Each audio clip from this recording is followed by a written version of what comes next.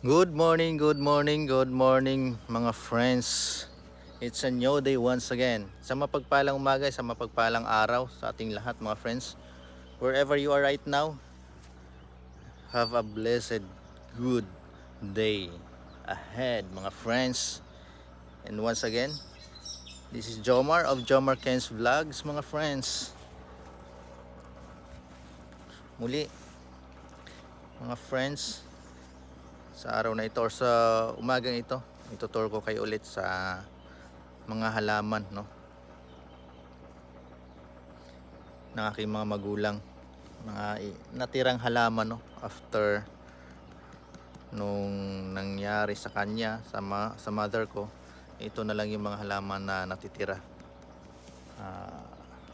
So once again mga friends, muli na inaanyayahan ko po kayong lahat na kung bago ka pa lamang napadpad o napadaan sa aking munting channel, baka naman pwede maglambing dyan, sang subscribe naman dyan, diba? Watch my videos, like and share na rin po mga friends. Isang malaking tulong na po yan para sa akin, sa aking munting channel. Jomar Ken's Vlogs po yung aking channel mga friends. Nawa, huwag nyo kalimutan na mag-subscribe, no, mga friends. Alright, welcome back po muli. And nandito po kami ngayon kasama na aking buong pamilya, with my wife and 2 sons, no, dito sa bahay ng aking mga magulang. Yan. So ayan po mga friends, tara pasukin na natin at ituturo ko ulit kayo sa halamanan ng aking mga magulang. Alright, let's go mga friends. So dito tayo mag-umpisa mga friends, no? Ito yung gate. Yan. Talaga napaka-unique po ng gate dito. Yan. So dati napakalago po ng mga halaman dito. Itong side na to, sa right side pagpasok. So ilan na lang po yung mga orchids ngayon na natira. And medyo luray-luray na rin siya. Grabe yung init dito. Ever since dito umulan. Alam po sa Maynila umuulan na. Paminsan-minsan. Pero dito po sa probinsya wala pang ulan. So dati po sobrang lago ng mga halaman dito mga friends. Kailan ba yun? I think that was 2 years ago nung una kaming umuwi. During that time na stroke din si mama na atake niya. So itong lately na stroke siya, pang third time niya na. And she was then hospitalized for a few weeks. And thanks God for now, she's recovering and nakakapaglakad na siya. But still hindi pa siya totally or fully recovered. Yung left side niya medyo hindi pa rin gaano may gagalaw. Yan, yun yung update. So itong part na to dito, yan. Left side yan pagkapasok ng gate. Ito talaga yung orchidarium ni mama. Yan. Yun yung orchidarium. So it means the plants here are orchids. Ba't bang klaseng orchids na talagang mga mamahalin. At ngayon, ilan na lamang po yung buhay na natitira. Yan.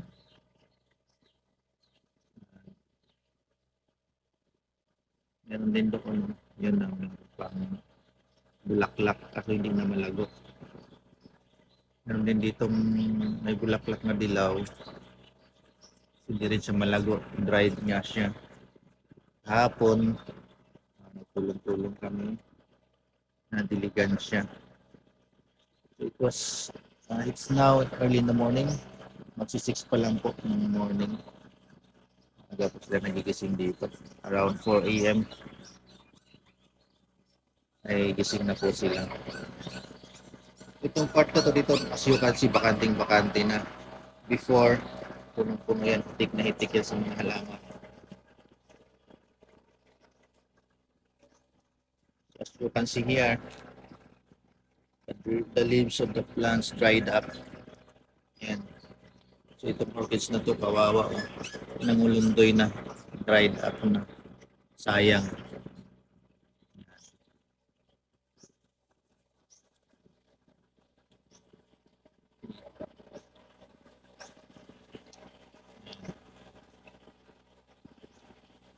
Medyo maingay sa part na po dito kasi nandito yung generator nilagay namin sa loob ng kubo na yun. Generator namin. Ito, tingnan nyo mga friends. Nakakawa yung mga furnace. Ang lalaki niyan. Nagmumukagad yan dati. Napakalago niyan. Ang ganda tingnan yan dati. So, saan ang halera dyan? Let's see. Dito, ride up. So, some plus here before. Kadami ko dito. Lama. Nilagay nila. Lama. So, good thing there's still one plant here. Still alive and kicking. I don't know what's the name of this plant. But it's a good thing that this plant's still alive, no? Ganda tignan yan. Medyo malago pa siya, though yung leaves niya, talagang heavily affected, no? By the heat of the sun. Yan.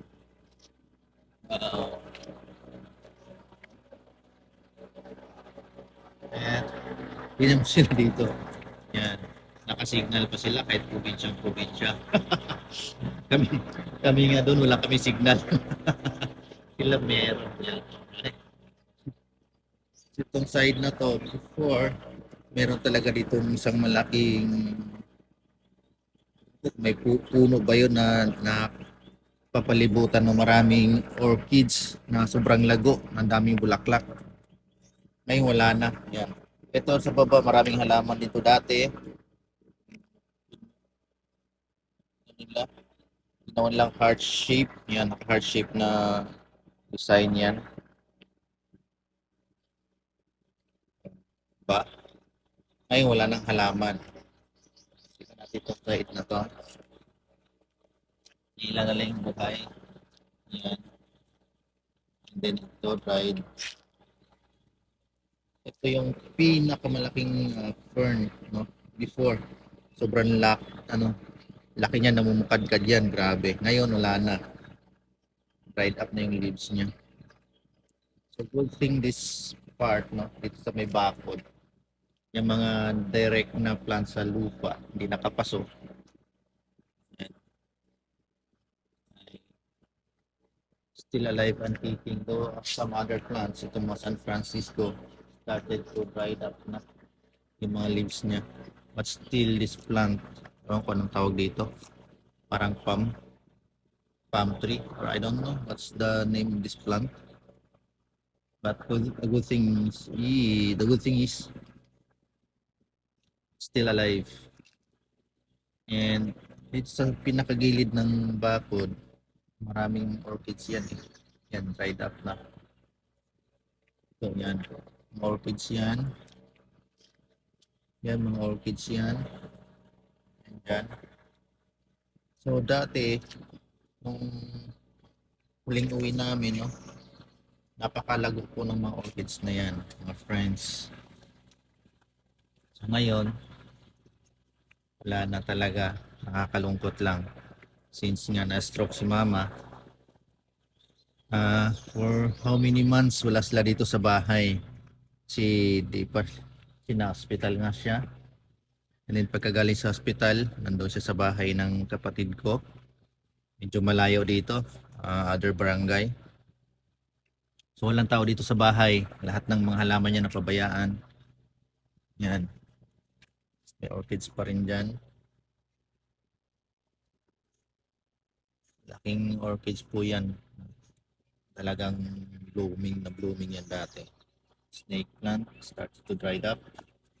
Some other pots here. Wala ng halaman. Yan. As you can see. Wala na. Dito sa part na to, nakahilera yung mga halaman dito dati. Yan. Ilan na lang yan. So yung Bermuda grass natin dito, dried up na rin due to heat. Walang ulan-ulan. So itong part na to na marami ding orchid, ito na siya ngayon. Yan. So, parang buhay pa siya tignan, pero pag hawakan mo, ayan oh, yung dahon o yung leaves ng orchids na to, wala na. Dried na siya. So, hopefully, pagka naulan na, ay ma-revive sila. Yan. So, itong part na to dito sa pinaka-corner, maraming halaman to dito before. Yan. So, ilan na lang natira ngayon, mga puro ano na lang, ilang dahon na lang na buhay. Yan. So, ito. Yan. Ito mga snake plant na to dito, dried na rin. Tapos ito may orchids din dito. Yan. Nakakalungkot lang. Sana magbalik to soon. Ayan, mayroong bagong labas na ano. Oh. Yan. Sana it will sprout up and grow beautifully, no, mga friends.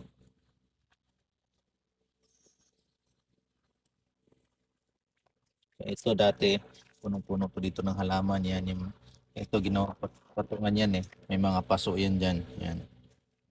So ngayon wala na. Yan o, tingnan nyo. So, move tayo doon sa kabilang side. Yan, dito, wala na rin yung mga halaman o yung mga bakas na pinaglagyan. Yan. Yung mga orchids dried up. Yan may mga lupa galing sa paso. Yan. Yung orchids na to. Wala na. Dried na rin. Itong side na to. Santans. Dwarf santans. Yan. At least yung santan buhay. Pero yung mga orchids patay. Eh, nanghinayin ko talaga ako sa orchids kasi mahilig ako sa mga halaman talaga.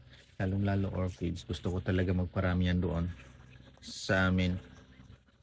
Ay, inaasahan ko madala ko ng marami this time. But to my surprise, ito ninadatnan ko. So, ito yung pot ng rose na dating alago. Tingnan nyo naman, ang daming sanga. Pero it totally, no? It was totally dried up. Yan. Mga rose yan. So before, wala tong kubo na to nung last time na umuwi kami. Yan, may kubo na sila. Tas, yan, pasukin natin yung kubo. Tignan natin. Yan po yung lang mga paso nila na nakalagay na dito sa kubo. Yan, daming paso niyan. Ganyan kadami yung nawala ng mga halaman. So, dito sa side na to, ayan. Ito, lagyan din po ng halaman. Yan, yung mga paso yan dati. Ito, yan. Oh. Yan, mga bakas na lang.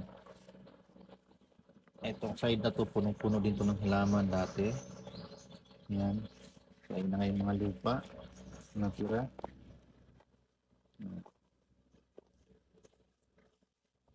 Yan. So ngayon, ang medyo buhay, medyo buhay na mga halaman. Itong side na lang na to. Ito. Here. Yan. Itong side na to. Yan, sa gilid ng bahay. Yung mga orchids na medyo buhay. Yan. So, tingnan mo, namumulaklak. Tingnan nyo po mga friends, namumulaklak. Yan. So, dito medyo live. Hindi pa yung halaman dito. Yan. Diba? Ang ganda ng bulaklak. Nalagaan. O, diba? Yan.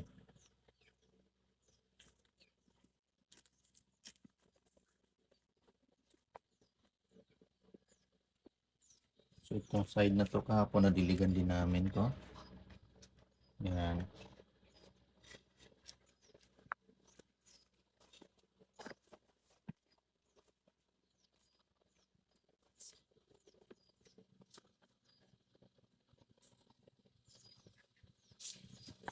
Yung dati, itong gilid mismo ng bahay, yan, yung side na yan, may mga halaman din yan.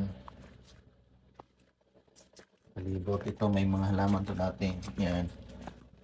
Pati dito, itong side na to, puro halaman to dati. Yan. Tatlong hilerang halaman yan. Hanggang doon sa dulo may halaman yan dati. Ngayon wala na. Talagang laki nang nawala. So, malaking tulong din sa kanila yung mga halaman nila, no? Kasi lalo na yung mga orchids, yung daisy, wala na ngayon daisy ngayon, wala kang makita ni isang daisy na halaman. Kasi maraming bumibili talaga sa kanila dati ng mga orchids. So propagate talaga sila ng orchids.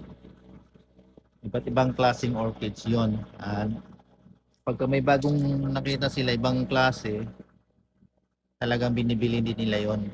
Bumibili sila ng mga orchids, other plants. At dito nila pinapadami. Marami din bumibili pupunta dito dati sa bahay na bibili lang ng mga halaman. Pero look at now, ano nangyari. Ito yung sa orchidarium, ano nangyari. Eto na, dried up na. So hopefully, no, sooner ay ma-restore nila yung mga halaman. Sayang, nilit lang ng bulaklak niya. Bulaklak siya pero tignan po, oh, dried yung leaves niya, mga friends. So this one, white na may pagka-lavender. Two-tone yung color niya. Maganda. So, wala eh. Ganyan ang nangyari. Alam niyo po, napakagandang pagmasdan po dito ng mga halaman. Yung lalo na itong mga orchids na to. Pag sabay-sabay namumulaklak. Wow, nakaka-relax po talaga. Talagang ma-enjoy po natin yung view, yung nature. Pag nakikita natin namumukadkad yung bulaklak ng mga halaman, talagang nakaka-relax talaga. So for now, ito lang. Ito lang ang natira. Nawa ay ma-restore nila yung halaman dito soon. Actually, di naman may water supply naman dahil may balon naman sila, sariling balon, deep well. Aso nga lang, nung time na wala sila dito for how many months, dahil nga na-stroke si mama, wala talaga nakakaalaga dito ng mga halaman nila, resulting to, you know, pagkamatay ng mga halaman.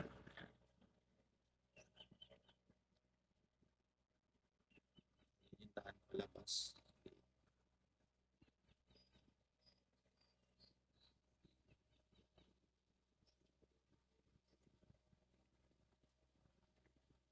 So, yun lang muna mga friends. Yung update ko dito sa mga halaman ng aking mga magulang. Ako personally, nalulungkot talaga ako sa nangyari. Dahil hindi ko expected na ganito yung madadatnan namin na kalagayan, no? Yung sitwasyon ng mga halaman. So, for now, yan lang po muna mga friends. And thank you do sa lahat ng mga sumusuporta sa aking munting channel. Thank you for your support. Tuloy na ako nag-aanyaya sa inyo kung hindi ka pa naka-subscribe, no, kung bago ka pa lamang napadaan sa aking munting channel, don't forget to like or don't forget to watch my videos and like and share na rin, and don't forget also to click subscribe and hit that notification bell, select all so that you will get notified or you will be notified every time na mag-upload ako ng bagong video.